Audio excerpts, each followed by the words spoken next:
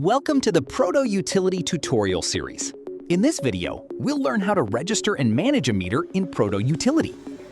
First, log into the software using your username and password. Once you've successfully logged in, you'll be taken to the dashboard.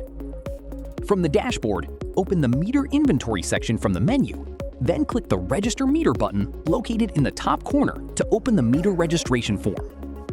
Now, enter the required meter details.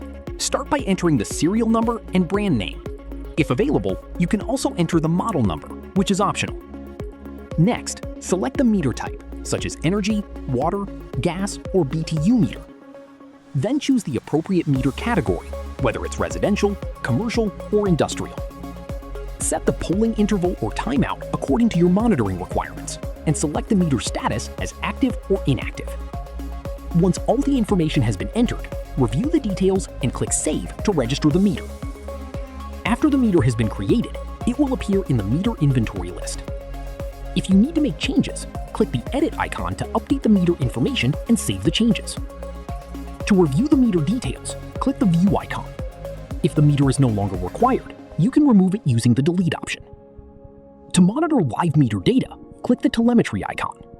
If the meter is active and communicating, you'll be able to view the latest telemetry readings and monitor meter performance.